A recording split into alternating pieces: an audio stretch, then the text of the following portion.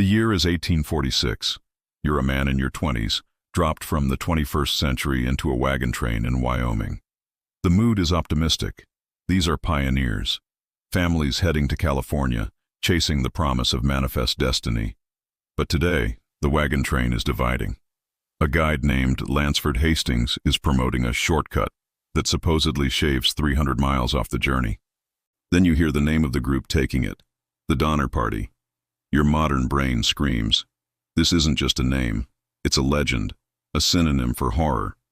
You know, with absolute certainty, that the Hastings cutoff is a trap. It doesn't save 300 miles, it adds 125, through brutal desert and impassable mountains. Here's your problem. You're a young man, alone. No wagon, no wife, no family, no supplies. You're a hanger-on who joined for safety. How do you, a single man in his 20s with no property or credibility, convince 87 people that your hysterical warnings are more accurate than their maps and their dreams? You try. You plead with the leaders, George Donner and James Reed.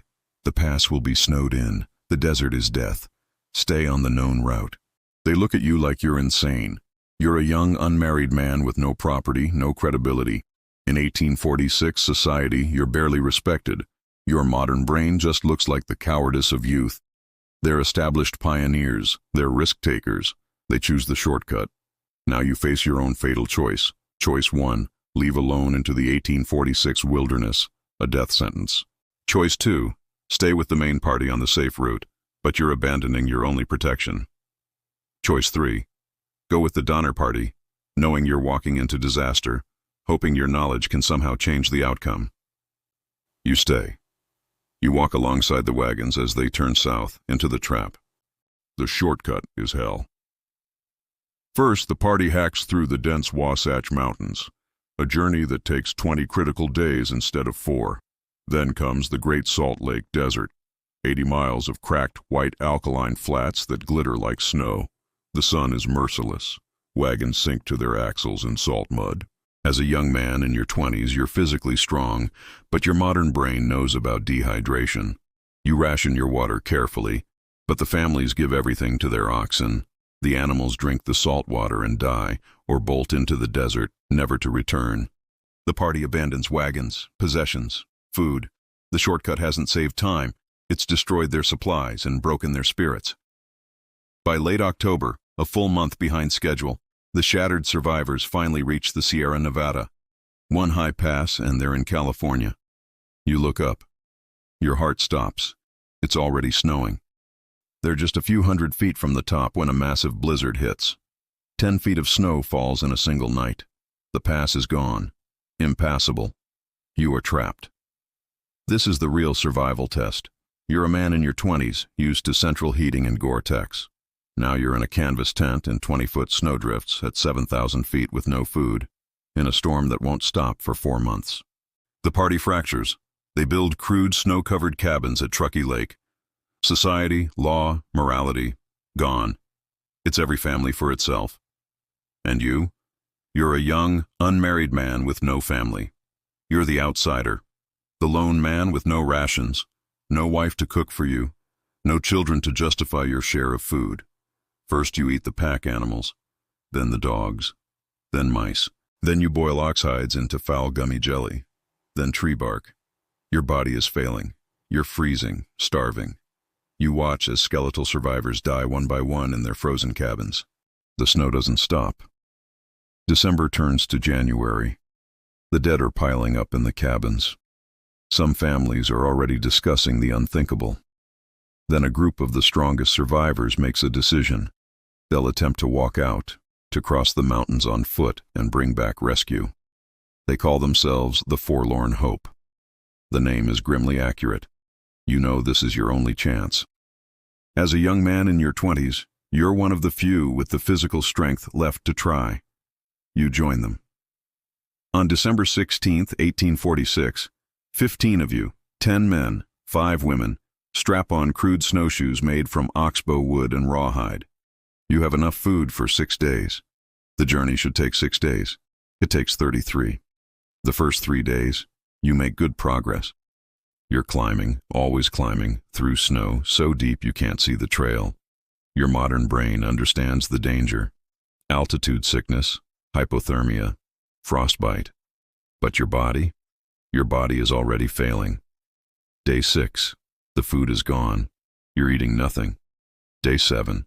You're still climbing. One of the men, Charles Stanton, can't keep up. He's going snowblind. He tells the group to go on without him. He sits down in the snow, lights his pipe, and waits to die. You're a modern man. You know you should help him. But if you stop, you die too. You keep walking. Day 8. You're lost. The group has no idea where they are. The blizzard is so thick you can't see 10 feet ahead.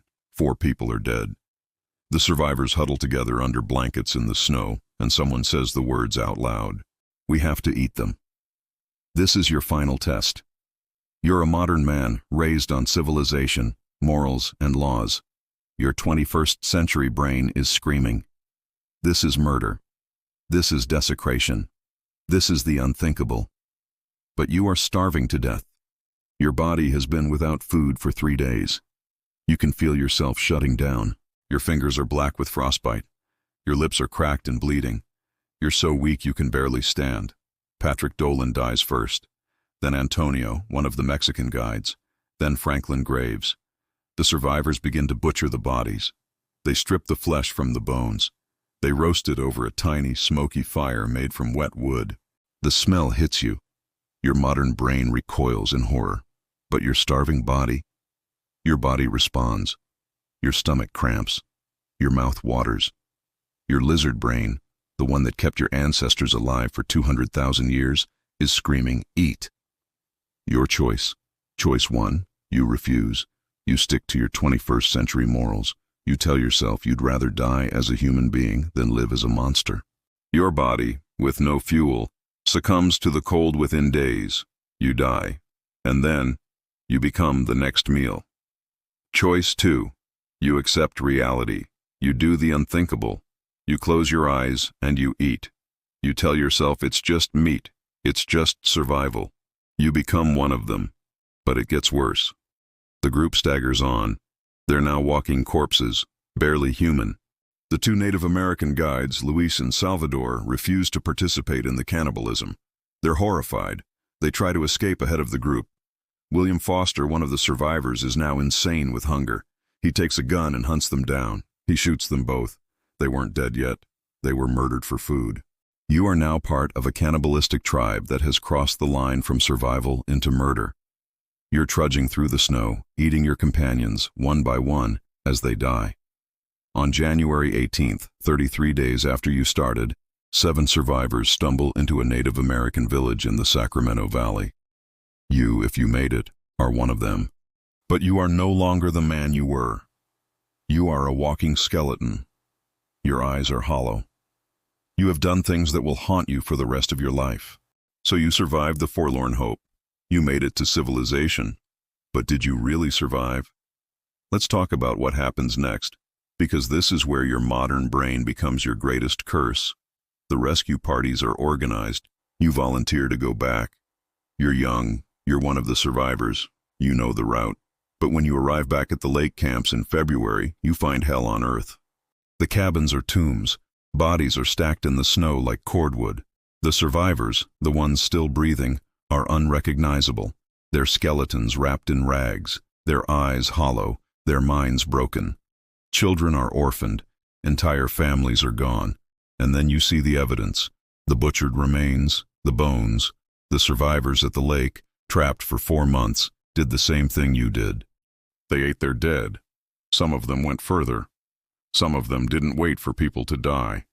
Your modern brain recoils. You came back with hope that it wasn't as bad as you feared. But it's worse. So much worse. Here's the thing about being a man in your 20s from the 21st century. You were raised to process trauma, to talk about feelings, to seek therapy. But it's 1846. There is no therapy. There is no PTSD diagnosis. There is only shame and silence. The survivors make a pact. No one speaks of what happened. No one admits to what they ate or who they ate. The rescuers don't push. They don't want to know. California wants pioneers, not cannibals. But you can't forget. Your modern brain won't let you. Every meal for the rest of your life you'll remember. Every time you see meat, you'll remember. The taste, the choice, the moment you stopped being civilized. And here's the brutal social reality. You're a single man with no family. The families that survived, they have each other. They can share the burden of their secret. They can rebuild together. But you're alone. You're the young man with no wife, no children, no future. You're the outsider who survived when others didn't. People look at you with suspicion. Why did you make it? What did you do? In the years that follow, the story breaks. Newspapers sensationalize it. The Donner Party becomes a legend, a cautionary tale, a symbol of American ambition gone wrong. Survivors are interviewed. Some admit the truth. Others deny everything until their deaths. You have to decide. Do you tell your story? Do you admit what you did to survive? Or do you bury it, change your name, and disappear into California's gold rush, hoping to outrun your past? Let's be brutally honest about your survival odds. If you refused to eat human flesh with the forlorn hope, you died. Period. Of the 7 survivors who made it out, all of them consumed human flesh. The 2 Native American guides who refused were murdered for it. Your morality would have killed you. If you survived but stayed silent, you lived with the psychological weight of your actions in an era with no mental health support. Many Donner Party survivors struggled with alcoholism, depression, and isolation. Some committed suicide years later. Your modern brain, trained to process and discuss trauma, would have been trapped in 19th century silence. If you survived and told the truth, you became infamous, a cannibal, a pariah. Employment opportunities vanished. Marriage prospects disappeared. You would have been the man at the bar, drunk, telling his horrific story to anyone who would listen, trying to justify the unjustifiable. Here's the final, darkest truth. Your modern knowledge was worthless. You knew the Donner Party was doomed. You knew the shortcut was a trap. You knew about hypothermia, frostbite, and survival techniques. And none of it mattered. Because survival wasn't about knowledge. It was about willingness. Willingness to cross the line. Willingness to do the unthinkable. Willingness to eat your fellow human beings and then live with that choice for the rest of your life. You knew the name Donner meant death. You were just the only one who knew why. And knowing didn't save you.